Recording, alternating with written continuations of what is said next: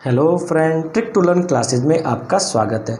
आज हम लोग इतिहास का एक नया टॉपिक कवर करेंगे जिसका नाम है प्राचीन भारतीय इतिहास जानने के स्रोत। ठीक है, बहुत ही इंपॉर्टेंट टॉपिक है, हमेशा इससे क्वेश्चन आते हैं, इस चीज़ को ध्यान देना है। एक चीज़ मैं आपको बता दूं ना, अगर आपको मेरा ये वीडियो जो है अच्छा लगे तो प्लीज़ इसको लाइक, सब्सक्राइब और शेयर करना ना भूलें ताकि ज़्यादा से ज़्यादा लोग एक वीडियो को देख सकें।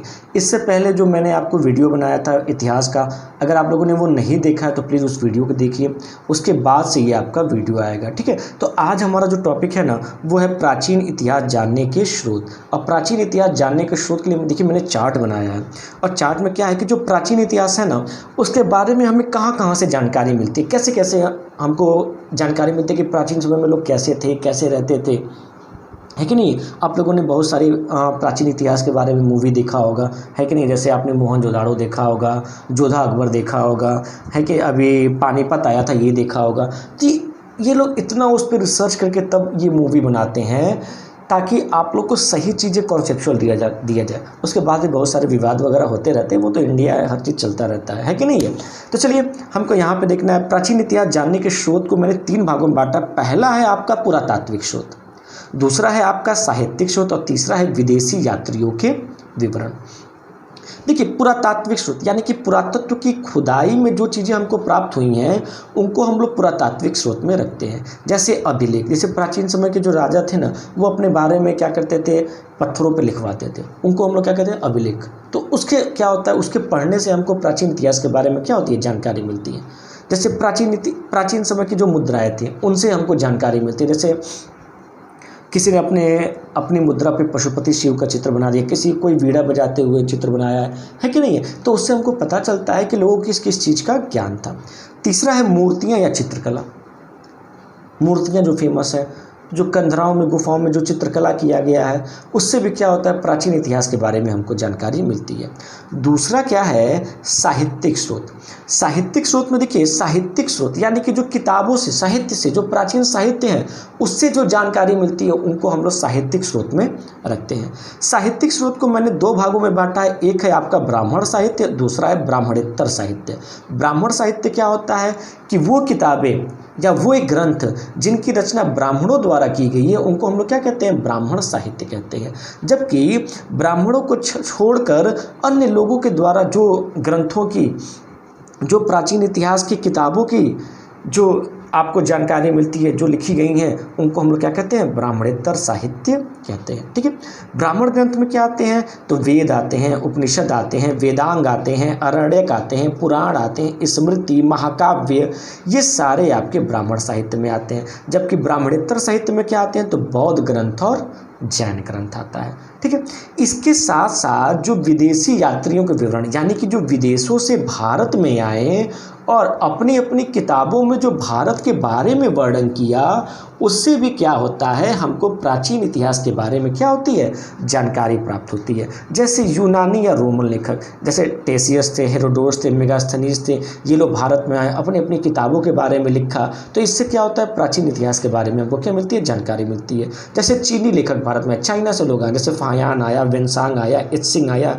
सुंगयून आया, इससे जो हमको प्राचीन इतिहास के बारे में जानकारी मिलती है। चाहे अरबी लेखक तारानाथ आया, चाहे अलबरूनी आया, है कि नहीं। तो इससे जो हमको प्राचीन इतिहास के बारे, जो ये लोग अपनी किताबों में लिखे, उससे जो प्राचीन इतिहास के बारे में जानकारी मिलती है उसको विदेशी यात्रियों का विवरण कहते हैं। देखिए इस टॉपिक में, इस चैप्टर में हमको एक एक पॉइंट पढ़ना है। आगे पुरातात्विक स्रोत पढ़ेंगे, पुरातात्विक स्रोत में अभिलेख, मुद्राएं, मूर्तियां, चित्रकला पढ़ेंगे, फिर साहित्यिक स्रोत पढ़ेंगे, आगे ब्राह्मण साहित्य पढ़ेंगे, फिर ब्राह्मणेतर साहित्य पढ़ेंगे, फिर विदेशी यात्रियों का विवरण पढ़ेंगे। ठीक है, तो ये आपका जो टॉपिक है ना वो हमको लग रहा है कि कई पार्ट्स में जाएगा। ठीक है, तो आगे भी जो भी मैं पार्ट बनाऊँगा तो आप प्लीज़ इसको देखिएगा और लाइक और सब्सक्राइब जरूर कीजिएगा।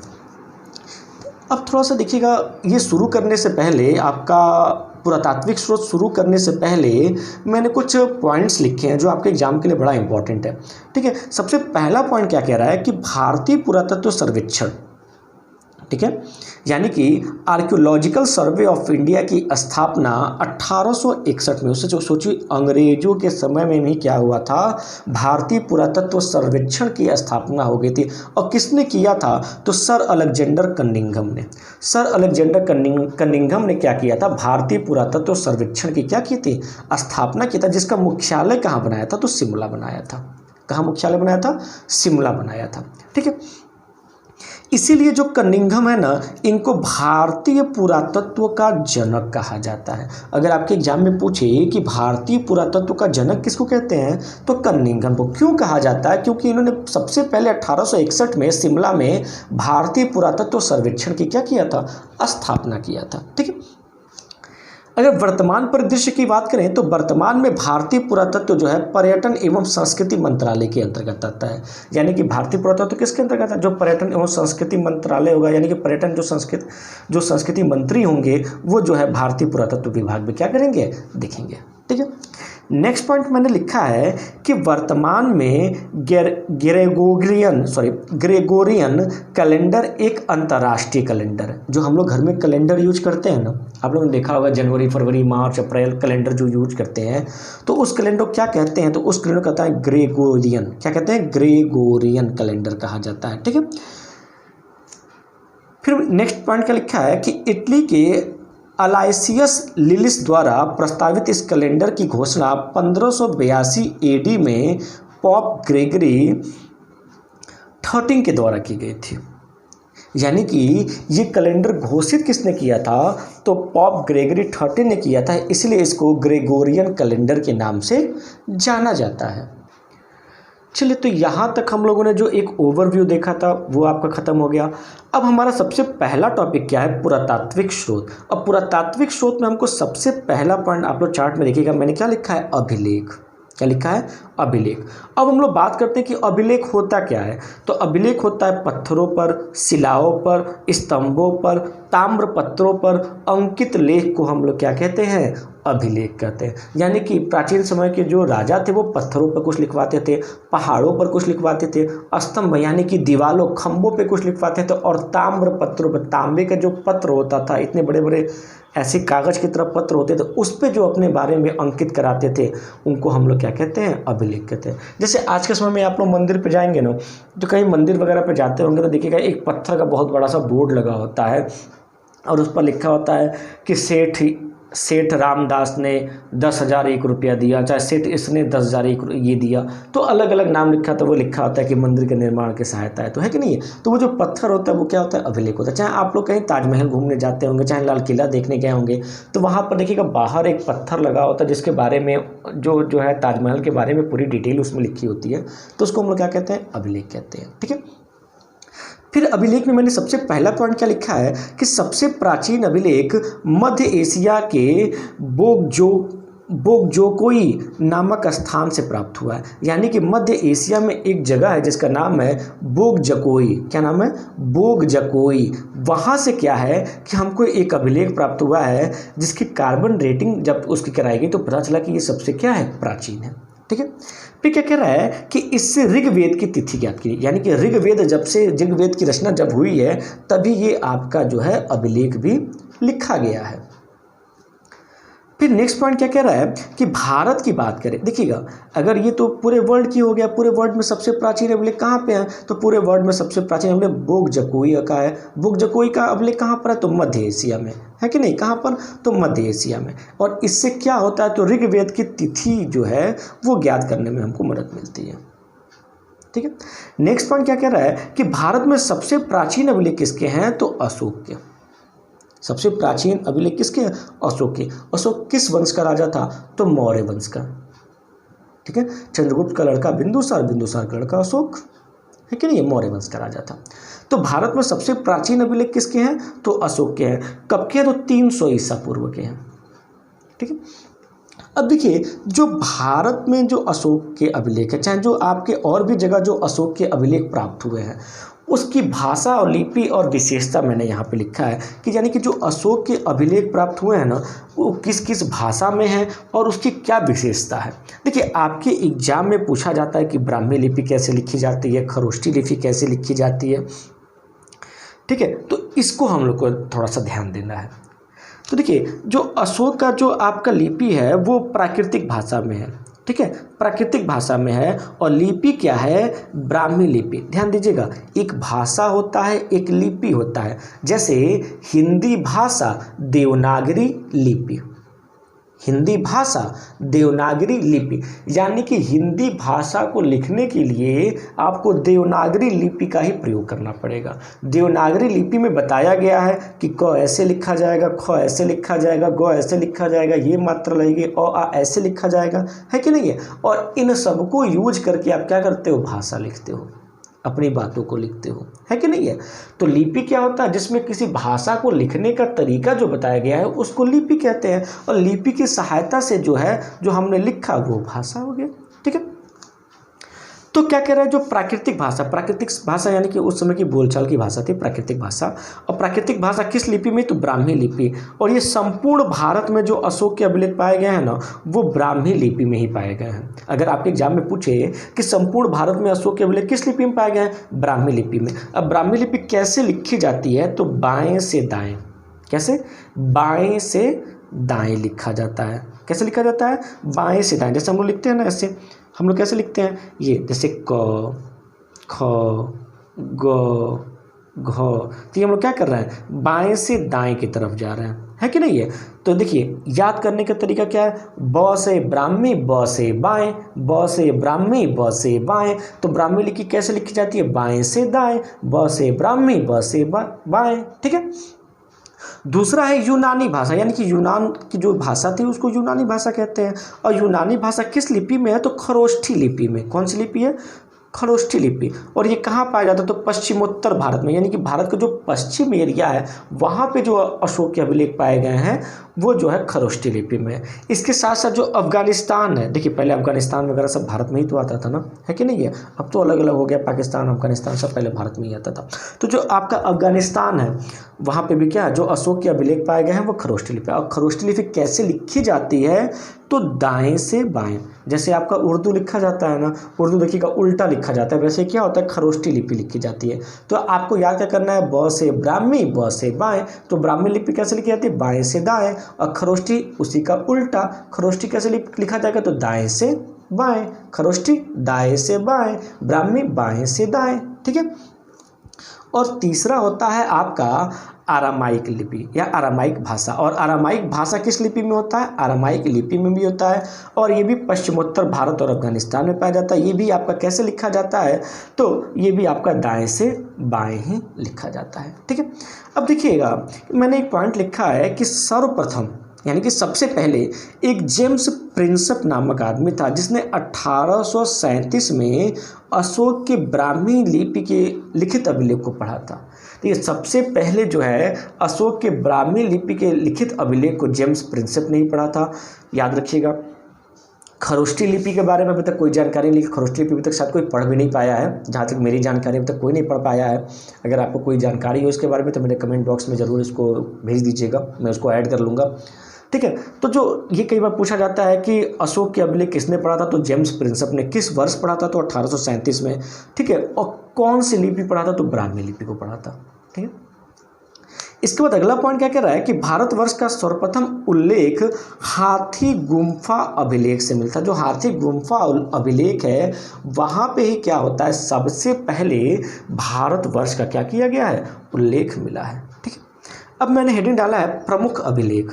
अब प्रमुख अभिलेख को मैंने 3 पार्ट्स में बांटा है। एक पॉइंट है मेरा अभिलेख, दूसरा है शासक और तीसरा है विषय, ठीक है। तो अभिलेख में मैंने सबसे पहला लिखा है हाथी गुम्फा अभिलेख। और हाथी गुम्फा अभिलेख कौन से शासकों का था? तो खारवेल शासकों का। आगे हम इनके बारे में डिटेल बात करेंगे, कहाँ के थे, कैसे थे।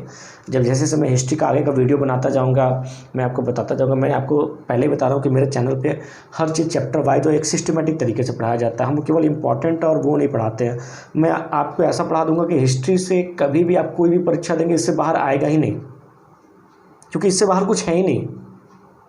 आपके पीसीएस तक आप पेपर दो, कोई दिक्कत नहीं होगी। एसएससी दो, यूपीएसआई दो, यूपीपी दो, कोई दिक्कत नहीं होगी आपको। इधर अभी आपका बीईओ दो, सुपर टैट दो, कभी कोई दिक्कत नहीं होगी। इससे बाहर नहीं आएगा। लोअर पीसीएस दो, कोई दिक्कत नहीं, ठीक है। तो हाथी गुम्फा अभिलेख जो है खारवेल शासकों का था, ठीक है, और खारवेल शासकों का वर्णन जो है हाथी गुम्फा अभिलेख में किया गया है। नेक्स्ट दूसरा है जूनागढ़ अभिलेख या गिरनार अभिलेख, ठीक है, और ये इस समय कौन से राजा थे, तो रुद्रदामन, इनके बारे में आगे हम लोग बात करेंगे। और इस अभिलेख में किसका वर्णन किया गया है, तो रुद्रदामन के विजयों का वर्णन किया गया है। तीसरा है आपका नासिक अभिलेख, और नासिक अभिलेख के शासक कौन थे, उसके किसने इसकी रचना की थी, तो गौतमी बलश्री ने, गौतमी बलश्री ने। और सातवाहन काल की घटना जो आंध्र सातवाहन वंश, आगे हम लोग बात करेंगे आंध्र सातवाहन वंश के बारे में, उसके बारे में क्या होता है नासिक अभिलेख में हम लोग को जानकारी मिलती है।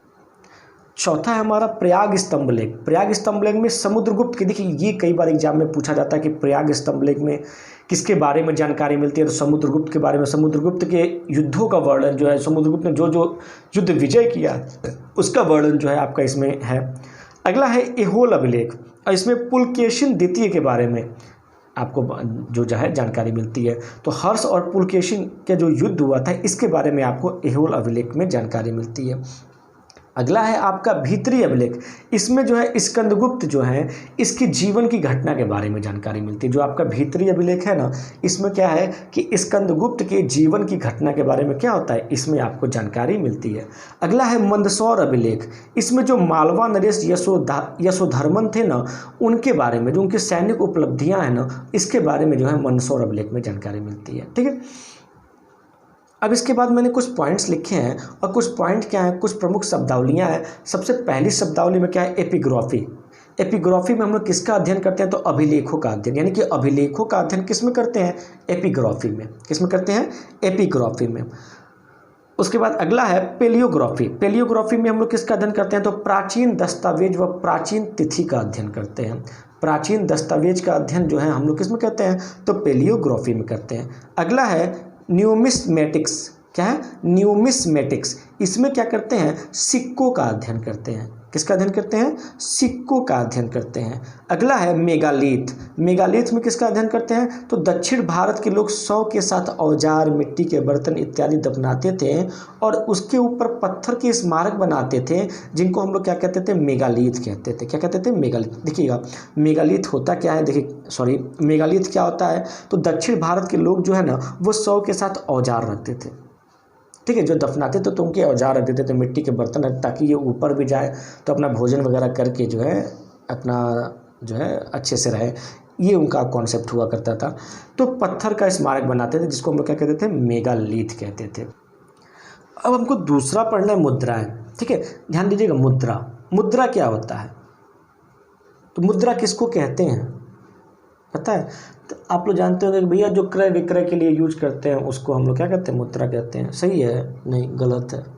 मुद्रा होता क्या है, तो इसको समझिएगा। देखिएगा, मुद्रा वह है जिसको लेने या देने से कोई मना ना कर सके, तथा जिस पर सरकार का संरक्षण प्राप्त हो, उसको हम लोग क्या कहते हैं, मुद्रा कहते हैं। अगर सरकार अपना हाथ खींच लिया तब वो मुद्रा नहीं कहला। जैसे मोदी जी एक दिन आए कहें कि आज से 500 1000 के नोट बंद, तब वो क्या मुद्रा की कोई वैल्यू रह गई, नहीं। तो मुद्रा किसको कहते हैं, कि जिसको लेने या देने से कोई मना ना कर सके, तथा जिस पे सरकार का संरक्षण प्राप्त हो, उसको हम लोग क्या कहते हैं, मुद्रा कहते हैं, ठीक है। तो जो भारत के प्राचीनतम सिक्के थे उनको पंचमार्क या आहत सिक्के कहते थे, और ये लगभग 5वीं सदी ईसा पूर्व के माने जाते हैं। 5वीं ईसा पूर्व के क्या होते हैं, ये माने जाते हैं। तो भारत के प्राचीनतम सिक्कों क्या कहते थे, पंचमार्क या आहत सिक्के कहते थे। देखिएगा, इन पे कोई तिथि नहीं अंकित होता था, उन पे कोई लेख नहीं होता था। इस पे होता क्या था कि जिस राज्य का जो सिक्का होता था ना, उस राज्य का जो सिंबल होता था वो लग जाता था उस पर। जैसे देखेंगे कई प्राचीन समय के फिल्म देखेंगे तो कई मतलब राजा उनके झंडे पे क्या होता है, सूर्य का सिंबल होता है, कहीं पे मछली का होता है कि नहीं। है जैसे हमारे यहाँ भी उत्तर प्रदेश का सिंबल है, तीर वाला मछली वाला, देखे होंगे आप लोग, है कि नहीं। तो जो प्राचीन समय के जो सिक्के थे जिनको पंचमार्क आहत सिक्के कहते थे, तो जिस राज्य का होता था उस राज्य का उस पर मुहर लग जाता था, सिंबल लग जाता था, ठीक है। उस पर कहीं भी वैल्यू नहीं लिखी होती थी। उस समय जैसे रजत मुद्रा चलता था, स्वर्ण मुद्रा चलता था, और आपका तांबे की मुद्रा चलती थी। तो स्वर्ण मुद्रा थोड़ा सा महंगा होता था, उससे सस्ता जो है रजत मुद्रा, उससे सस्ता तांबे की मुद्रा होती थी, ठीक है। तो इस तरह से वैल्यूएशन उसका होता था। 1 2 3 4 नहीं लिखा होता, कोई डेट वगैरह नहीं लिखा होता था इस पर, ठीक है। उसके बाद क्या कह रहे हैं, देखिए बहुत इंपॉर्टेंट है, कई बार ये एग्जाम में पूछा जाता है कि यूनानी शासकों ने सर्वप्रथम सिक्कों पर लेख और तिथियां अंकित करने की नींव रखी। देखिएगा, यूनानी शासकों को हम लोग एक और नाम से जानते हैं, हिंद यौवन शासक। हिंद यौवन शासक कहे, यूनानी शासक कहे, एक ही होता है, अलग अलग नहीं होता है, कंफ्यूज एकदम मत होना। हिंद यौवन शासक कहे, यूनानी शासक कहे, इन्होंने ही सबसे पहले क्या किया था कि सिक्कों पर क्या किया था कि लेख और तिथि लिखने की क्या की थी, शुरुआत की थी। ठीक है, आगे हम लोग हिंद यौवन शासकों के बारे में डिटेल से हम लोग पढ़ेंगे। अगर आपके एग्जाम में पूछ दे कि सर्वाधिक सिक्कों का प्रचलन किस वंश में हुआ है, तो मौर्य वंश में, यानी कि मौर्य शासकों ने क्या किया था, सर्वाधिक सिक्कों का प्रचलन कराया था। लेकिन अगर यही पूछ दे कि शीशे के सिक्के का प्रचलन कब हुआ था, तो सातवाहन। देखिएगा, स से सात, स से शीशा, यानी कि सातवाहन शासकों ने क्या किया, शीशे का सिक्का चलाया, यानी कि शीशे का मुद्रा चलाया। ठीक है, अगर आपके एग्जाम में पूछे कि सर्वाधिक सोने के शुद्ध सिक्कों का प्रचलन किसने कराया है, तो कुषाण शासकों ने। जो कुषाण शासक थे ना, जो कनिष्क वगैरह, कनिष्क कुषाण वंश का राजा था, सिल्क मार्ग पर अधिकार कर लिया था, है कि नहीं है। तो जो कनिष्क वगैरह थे, कुषाण वंश के थे, इन्होंने क्या किया, सर्वाधिक सोने के शुद्ध सिक्कों का क्या किया, प्रचलन करवाया है। अब सबसे लास्ट पॉइंट क्या है, तो मूर्तियां एवं चित्रकला। इसमें केवल आपके एग्जाम के लिए दो ही पॉइंट इंपॉर्टेंट है। पहला क्या है कि मूर्तियों का निर्माण किस वंश से माना जाता है। ये कई बार आपके एग्जाम में पूछा जाता है कि मूर्तियों का निर्माण, यानी कि मूर्तियों का निर्माण कहाँ से शुरू हुआ, कहाँ से लोग मूर्ति बनाना शुरू किए, तो कुषाण वंश से। यानी कि जो कुषाण वंश है ना, आगे हम लोग पढ़ेंगे इसके बारे में, जो कुषाण वंश है ना, वहाँ से क्या हुआ है, मूर्तियों का निर्माण शुरू हुआ है। ठीक है, बोधिसत्व पद्मपाणि। पद्मपाणि देखे हैं कि थोड़ा सा ये अर्ध मानव का जैसा चित्र है, और नर्तकी का जो है अर्धमानव टाइप का चित्र है, कभी आप लोग गूगल पे डाल के देख लीजिएगा। तो बोधिसत्व पद्मपाणि का जो चित्र है सर्वाधिक प्रसिद्ध है, जो अजंता की गुफा कहाँ पर है, महाराष्ट्र में, जो अजंता में है। ठीक है, तो अगर चित्रकारी के मामले में देखा जाएगा तो बोधिसत्व पद्मपाणि का जो चित्र है वो सर्वाधिक प्रसिद्ध है, जो कहाँ पे है, अजंता की गुफा में। अजंता की गुफा कहाँ पर है, तो महाराष्ट्र में। ठीक है, और मूर्तियों का निर्माण कहाँ से शुरू हुआ है, तो कुषाण काल से। अब नेक्स्ट वीडियो में आपको साहित्यिक स्रोत पढ़ाऊंगा। साहित्यिक स्रोत में हम लोग ब्राह्मण ग्रंथ के बारे में, यानी कि वेद के बारे में बात करेंगे, ऋग्वेद, यजुर्वेद, सामवेद, अथर्ववेद, इसके बारे में बात करेंगे। फिर वेदांत क्या होता है, उपनिषद क्या होता है, अरण्यक क्या होता है, महाकाव्य क्या होता है, इसके बारे में पढ़ेंगे। उसके बाद हम लोग ब्राह्मणोत्तर ग्रंथ के बारे में पढ़ेंगे। अगर आपको मेरा वीडियो ये अच्छा लगा तो प्लीज़ इसको लाइक, सब्सक्राइब और शेयर करना ना भूलिएगा, ताकि ज़्यादा से ज़्यादा जो स्टूडेंट्स हैं इस वीडियो को देखकर फ़ायदा प्राप्त कर सकें। Thank you.